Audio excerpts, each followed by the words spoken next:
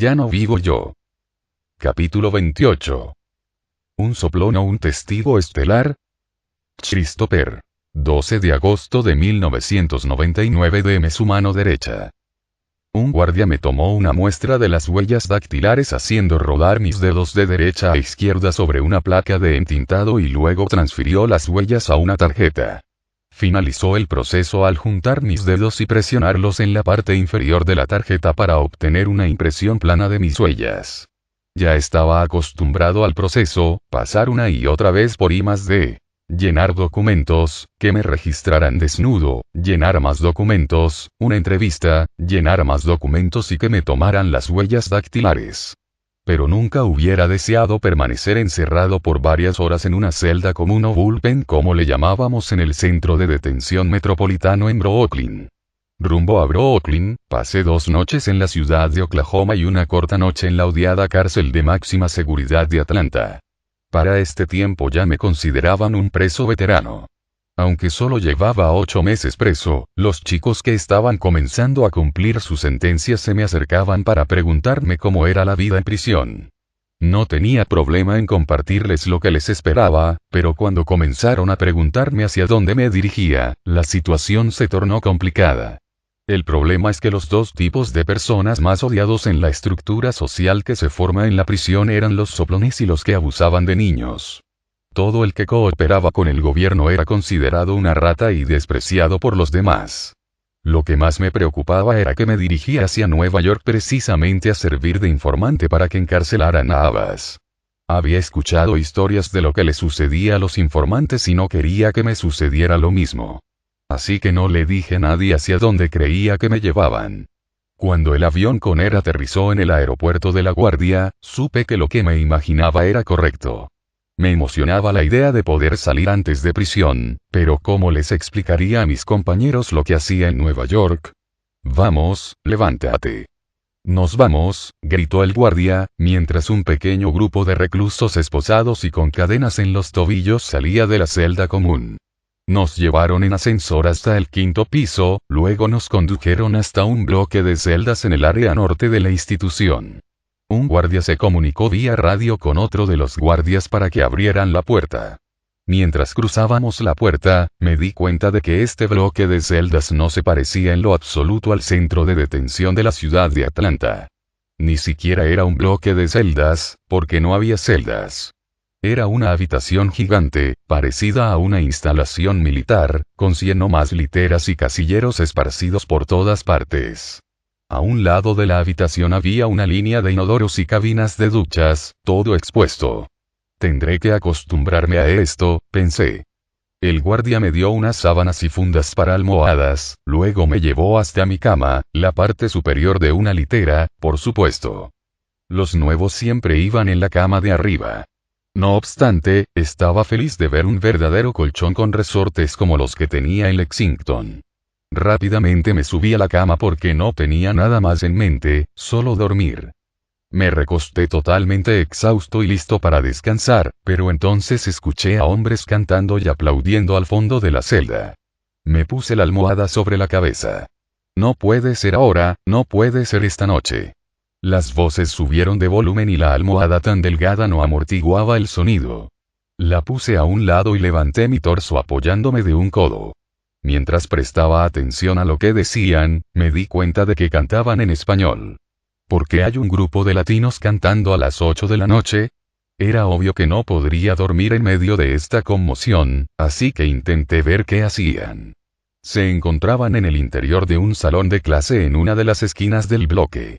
Podía ver a través de las ventanas que los hombres que se encontraban allí aplaudían y levantaban las manos. Me levanté de la cama, caminé hasta el fondo de la celda y me quedé parado en la puerta observando a través de una ventana pequeña. ¿Una iglesia? Casi no podía entender lo que cantaban, pero uno de los hombres que estaba adentro alcanzó a verme y me hizo señas para que entrara. Entré y me quedé en la parte posterior del salón. Todos eran hispanos. Había aproximadamente 40 hombres allí y me sentía fuera de lugar. Continué escuchando las canciones, podía entender algunas palabras. Dios, Señor. Terminaron de cantar y uno de los reclusos se paró frente al grupo, dijo unas palabras en español y señaló hacia donde yo estaba. Welcome, bienvenido, me dijo. Su acento neoyorquino era indiscutible. We're glad you're here, nos complace tu visita. Entonces otros hombres me miraron, se sonrieron y asintieron. He considerado que nuestros servicios sean bilingües, siguió hablando, en inglés. Así que hoy, comenzaremos a interpretar nuestros servicios al inglés. Le habló en español al resto del grupo y varios de los hombres comenzaron a aplaudir y gritaron un fuerte amén. Dio un mensaje con mucha pasión y cuando terminó fue hasta donde yo estaba para presentarse. Su nombre era Eddie Mendoza. Eddie y su hermano menor, Herman, eran reclusos y dirigían los servicios todas las noches en el bloque 5 Norte. Me llevaron hasta su casillero donde tenían varias cosas para mí. Me dijeron que cada vez que llegaba un chico nuevo a la unidad, la iglesia este grupo del bloque 5 Norte le suplía algunas de sus necesidades para ayudarlo a adaptarse. Chanclas para usar en el baño, cepillo de dientes, pasta dental y jabón. Era un regalo de bienvenida. Era la primera vez que recibía un trato así por parte de otros reclusos. Ya en mi cama, después de haberme bañado, pensaba en este nuevo lugar y en las personas que acababa de conocer. No esperaba encontrarme con esto. Era un ambiente totalmente distinto y generalmente me sentía ansioso en un ambiente que no conocía. Pero sentí que podía relacionarme con Eddie y Herman. Quizá el tiempo que estaría allí no sería tan difícil. Más importante aún, nadie me preguntó por qué estaba allí. Esperaba que eso no cambiara. Eddie era un predicador apasionado que vivía abiertamente su fe, lo cual era evidente por su reputación en la celda. Los reclusos cristianos y los no cristianos del bloque 5 Norte lo admiraban y respetaban. Comencé a pasar tiempo con Eddie y Herman. Su fe sincera y su compasión por los demás me intrigaban. Eddie se aseguraba de tener suficientes suministros para los reclusos nuevos, así que el diezmo que se daba durante el servicio era donación de cepillos y pastas dentales, jabón y chanclas. Eddie era un hombre de oración, todas las mañanas oraba por horas. Tenía una lista de peticiones del pequeño grupo que se reunía y oraba por sus casos en el tribunal, por las familias, por los demás reclusos en la celda y por los reclusos de la celda contigua. Una noche de octubre, me encontraba de pie junto a la litera de Eddie después de haber terminado de orar con él. Entonces se volteó y trató de decirme algo, pero se detuvo, como si buscara las palabras correctas para decírmelo. Chris, dijo, ¿puedo hacerte una pregunta? Sentí un poco de temor por lo que me preguntaría. Hasta ahora nadie me había preguntado por qué estaba en Nueva York. Intentando disimular mi preocupación, le contesté. Por supuesto, ¿qué sucede? ¿Alguna vez has considerado ser un predicador o un ministro? Esa era una pregunta un tanto extraña. ¿Ser un predicador o un ministro? Le pregunté. Sí, bueno, llevas muy poco en esta celda y he visto a muchos chicos pasar por este lugar, pero tengo un presentimiento bueno, es más que un presentimiento de que te convertirás algún día en un ministro. Me reí. Yo. ¿Un ministro? Sí, claro. No lo creo. Te hablo en serio. Creo que algún día serás un predicador. Eddie me lo dijo con más seguridad. Continué riéndome, con la típica risa incómoda que viene cuando no sabes qué decir. Lo digo en serio, me dijo. De hecho, quiero que prediques esta semana. Llévale un mensaje de la palabra a los hermanos. ¿Predicar? Esta semana. Miré a Eddie y noté que no estaba bromeando. ¿Lo dices en serio, verdad? Sí, Eddie contestó. A ver. Eddie estaba loco. Creo que esas horas de ayuno y oración le distorsionaron el cerebro. Permíteme orar sobre esto, le dije. Esta era mi forma de decirle cortésmente que no. No quería predicar, tampoco pensaba convertirme en un ministro. Pero esa noche no pude dormir. Mientras me movía de un lado al otro en la cama, pensaba en lo que Eddie me dijo. No había manera de que yo me convirtiera en predicador, pero podía dar un pequeño discurso. Podía hablar acerca del perdón, ya que luchaba mucho con eso y quizás muchos de estos hombres luchaban con lo mismo. Unos pasajes de la Biblia vinieron a mi mente y me levanté de la cama para escribirlos. Antes de darme cuenta, había escrito un bosquejo y tenía varios versículos de referencia. Mientras intentaba dormirme, un pensamiento me daba vueltas en la cabeza. Quizá convertirme en un ministro no sea una idea absurda. En noviembre me trasladaron al Centro Correccional Metropolitano de Manhattan. Entablé una gran amistad con Eddie Yerman Mendoza y comencé a predicar una vez a la semana en el servicio del Bloque 5 Norte. Como estudiaba la Biblia con profundidad para poder dar mis mensajes, estaba creciendo en mi conocimiento acerca de Dios. Sentí que crecía espiritualmente.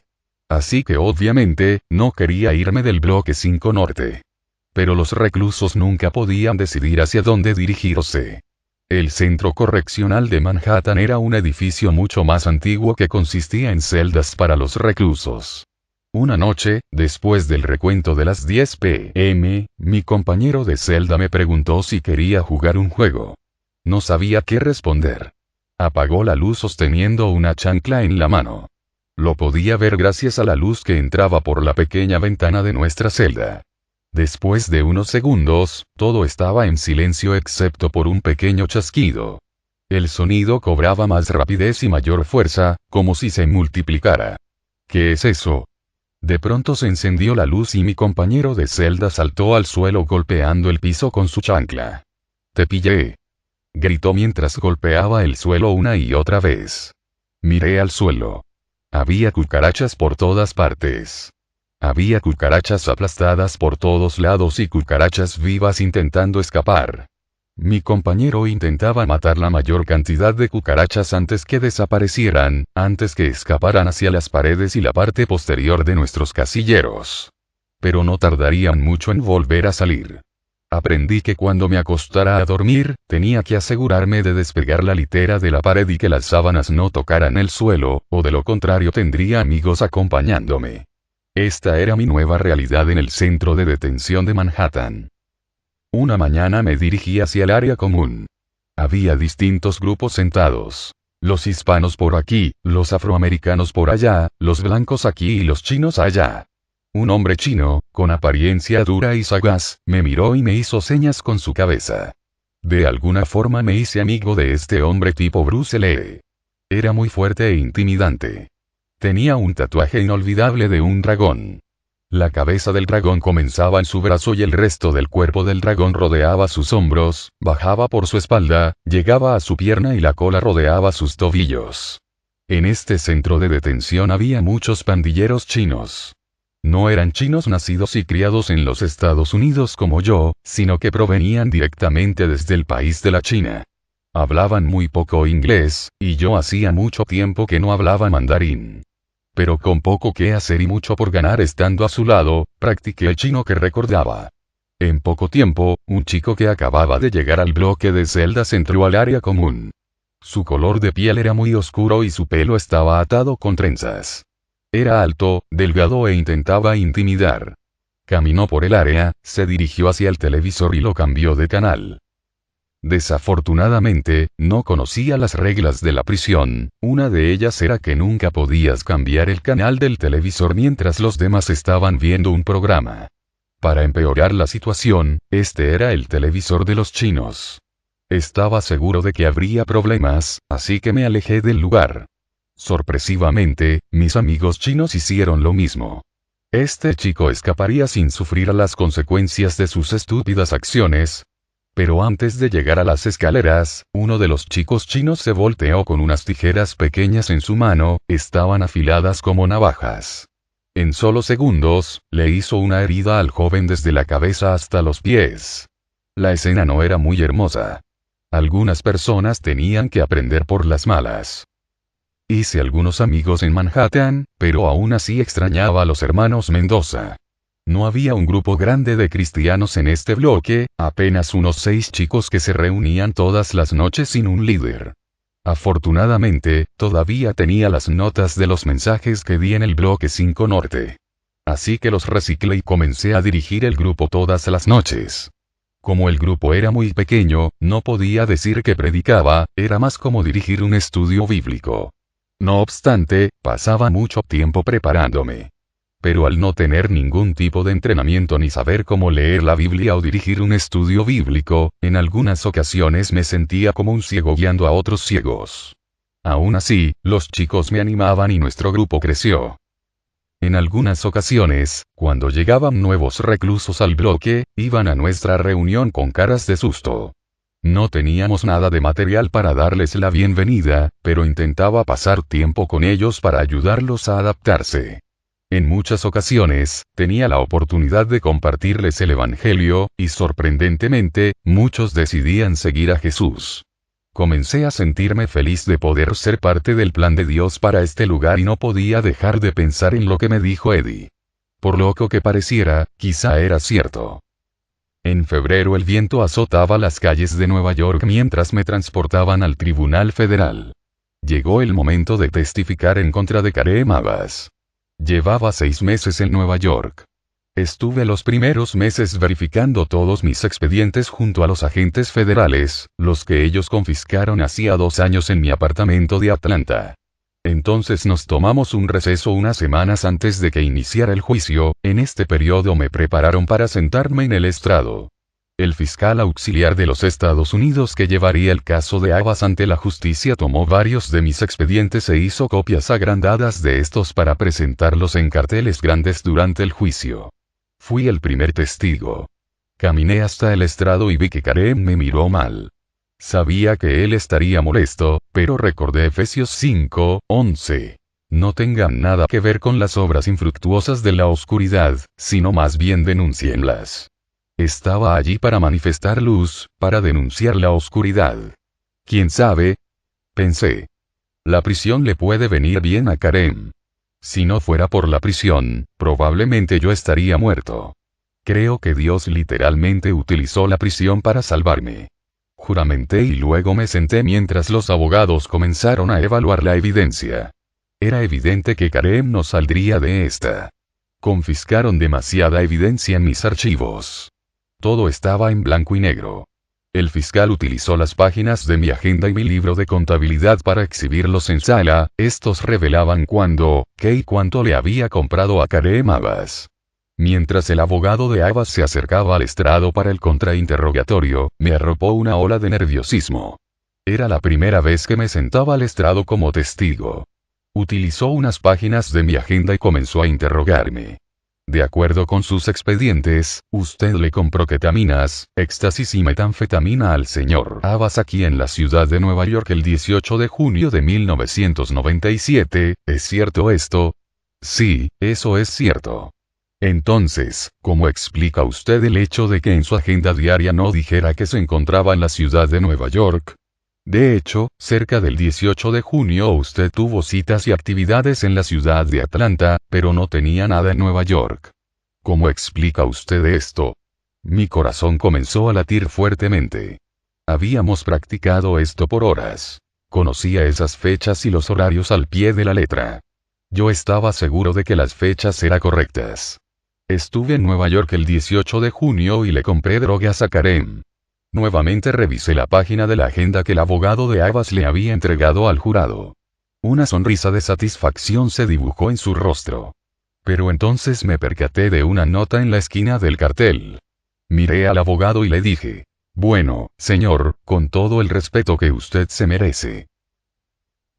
Si usted mira hacia la esquina superior izquierda, esa página de mi agenda no es de 1997, es de 1996. Por dicha razón es que no corresponde a la historia de parte de la fiscalía de lo que Kareem y yo hacíamos en esos días. La boca del abogado formó una línea dura y recta, entonces una vena se le brotó en la frente. Me miró y luego miró al juez con vergüenza. No tengo más preguntas, dijo. Me dijeron que el juicio duró una semana más y que otro recluso que cooperó con el gobierno testificó. Al final, Abbas fue declarado culpable. Tuve una sensación extraña cuando recibí esa noticia. Ya no le guardaba rencor por toda la estafa que me hizo. Por el contrario, esperaba que al final todo le beneficiara, tal y como la prisión lo había hecho conmigo. Pero la mejor parte de todo este proceso fue que me iba de Nueva York y regresaba a Lexington. Primero debía viajar hasta Atlanta para una audiencia de reducción de sentencia, iniciada por el fiscal del caso de Abbas como resultado de mi cooperación. Definitivamente no esperaba volver a la penitenciaría de los Estados Unidos en Atlanta.